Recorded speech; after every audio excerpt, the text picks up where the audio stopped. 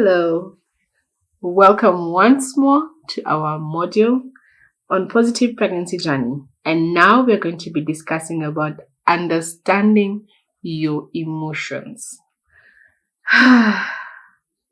There are many. There are so many. You will have so many emotions.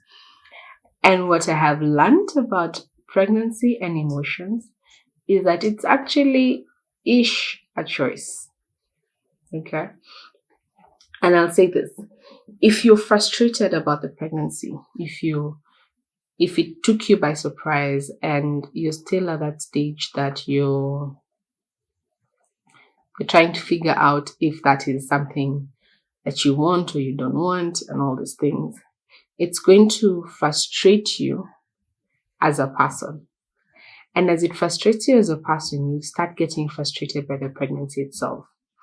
And if you start getting frustrated by the pregnancy, you start getting irritated by the symptoms of pregnancy. So, for example, if you feel nauseous and vomiting and all these things, you start hating the fact that you have nausea and vomiting, because if you were not pregnant, then you would not be vomiting. You get? And then that can cause resentment towards your partner, because how come his life is moving on and yours is stranded here in a toilet bowl and you're vomiting and so it's a spiral down. It's really a spiral down. And the more you get frustrated and angry, the more reasons you have for getting frustrated and angry. So in that regard, I will say this: emotions are normal. Remember, you're in a high state of hormonal changes, very high volume, and body changes that you don't understand, and estrogen running all over your body, progesterone, testosterone, and all those things. Like, it's a high emotional state because there are high hormones running in your body. But it's also something that you can decide to control. And I'll tell you this as a testimony. As this particular pregnancy was starting, as I said, I had planned for it to have come later on. And that's because I really had big plans for this year. I was to travel out of the country. I was to present in conferences. I was to do a lot of great things in my mind. But the major one was that I was to travel for an annual conference called FIGO. I want to go to France. And France has been my destination of choice since I knew about myself. I have the Eiffel Tower on a wall. Like, I really, really love France.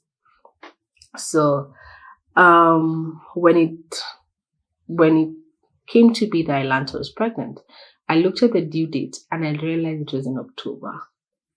And we were supposed to go to France in October, which meant that I was not fit to fly. I had worked on a particular presentation, and by God's grace, it had gone through. I was supposed to present, I would have gotten a discount. Everything was aligning, other than the fact that I was not pregnant. To say I was angry was an understatement. Like, I was angry. And I took it out on my partner. That man, for that first 12 weeks, so fire, hell, and brimstones. And I was getting so frustrated. I was getting so angry. I didn't want to eat. When I was eating, I didn't want to be told many things. I was just... It was not the best time, to be honest. So I realized that this was my baby. The timing may be off, but the timing was just right, because the gap I had intended was exactly what I got. And then between the two children, that is. And when I was younger, I had said by my age, I wanted to have the second baby and then another one, and then I'm done. And I realized first, what we speak really is key, because it literally comes forth, or whatever you manifest, you actually get, especially if you write it down. And I'm one of those people who write things down. But the other thing is, as I as I spoke with my family, as I spoke with my friends, as I journaled, I began to enjoy the journey. And soon I realized I wasn't vomiting anymore. Okay, I really didn't vomit. I didn't have nausea anymore. I was eating healthy and I was able to function. I was able to read my work. I was able to study. I really could go on with my life without thinking so much, because at the back of my mind, I was like, yes, this is a process that's ongoing, but God is giving me the grace for it. And my baby was giving me the grace for it. So slowly by slowly, I moved from that space of anger to a space of gratitude. And I decided to choose joy because there was no going back. Like, this is where we are. This is what we've started. And yeah, let's do this. And I decided to be vocal as well about the pregnancy and the journey that I was going through. And in fact, it's because of this pregnancy that I am now doing the modules that I'm doing. So what started off looking as misfortune ended up being a blessing in disguise. And that's the beauty of accepting your pregnancy, that you can go beyond the tears to really just love it. And I have loved this journey. I have dressed this pregnancy. I have made myself up and gotten makeup artists. Like, I really have decided to take up everything about it and just be okay with it. Does that mean that days that I don't feel tearful? No. Does that mean that there are days that I don't feel anxious? No. But because of the community network that's around me, and because of just the attitude towards a pregnancy, I feel quite happy with the process. And what has that done? That translated to bringing in my partner more. And I keep talking about my partner because it's this next module, but bringing him more into the picture and telling him this is where I am. And one thing you'll realize is pregnancies are different. And those changes even come at a, how can I phrase it nicely? But you may notice that you have changes in your libido. And that's okay. The pregnancies where you really, really, really hyper sexual, and there are those ones that you just feel asexual, and that's okay. The beauty is to discuss and know that this is for a season. It's literally for a season, and build connection, or just build connection plus or minus. And you'll find that the more you build connection, the easier it becomes to actually engage. All right. So if you find that there's that one person your body just can't stand, it's okay. It's okay. It's a seasonal thing. And it could be, it's not the person themselves. It could be a particular scent that she likes or they like that you can't stand. So what I would suggest is, if you find that there's a smell you don't like, I have thrown enough bottles of oil in this house because I can't stand the smell, right? But what do? We're going to replace them and find something that I do like and give it as a gift so that there's cohesion in the house. You understand? So really, there are things that will happen emotionally that don't make sense. For example, there are people who will tell you, I feel like going to the petrol station to just stand there and smell the petrol. Right now, that's the most expensive place you can go to. Nice dinner plan. But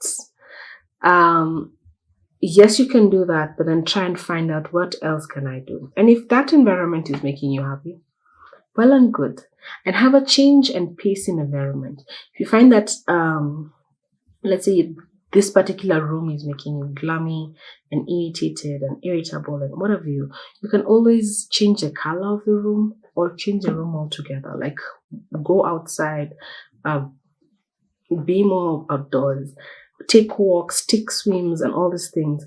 And the more you change where you are and the environment, you'll find that it becomes an adventure now.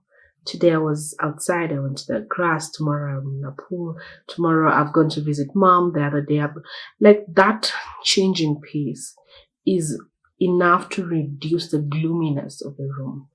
And sometimes, especially in the first trimester, you can be so gloomy in one room with dark curtains and you're trying to dim everything. You'd find that just changing the curtains would change your mood, or just changing your bed sheets would change your mood. You get. Um, Also, if you feel emotionally drained, find people around you that can give you that kind of emotional support, right? Whether it's your midwife, whether it's your mom, whether it's your partner, or just your best friend, you just go out there and she has coffee and you have tea and you just laugh. That is enough of a change of pace to help you. And invest in hugs. They really work. They really, really do a lot, right? So yes, there are going to be emotional changes. Yes, they're triggered by your body. You have nothing to do with it, but you can change or determine how you react to that. So if you feel tired, yes, rest. If you feel like crying, cry. After that, wake up and decide, I'm going to be happy. So for your homework, for your life goal, I'd advise you to go to the journal. I want you to look at the environment that you're in. Look at the environment that keeps you happy. Look at the environment that makes you feel gloomy. Look at when you feel your emotions change. And then write positive actions that you can do around them. So for example, when your bedroom you feel gloomy, you feel happy when you're in the balcony, for example. Therefore, your action plan is, how do I make the bedroom feel more like the balcony? Do I need to give more light or reduce light or what have you? Or seeing this particular person upsets me, or seeing this particular issue upsets me. And then your action plan would be, what about the person upsets you? And then you address that particular trauma. So let's do that. So let's do that for today, as part of your assignment, so that we can create again a more positive experience for you in this particular pregnancy. Let's meet you in the next session. We are going to be discussing bringing in your partner, and I hope we get to learn some more, enjoy ourselves, and grow to love our pregnancy. Thank you.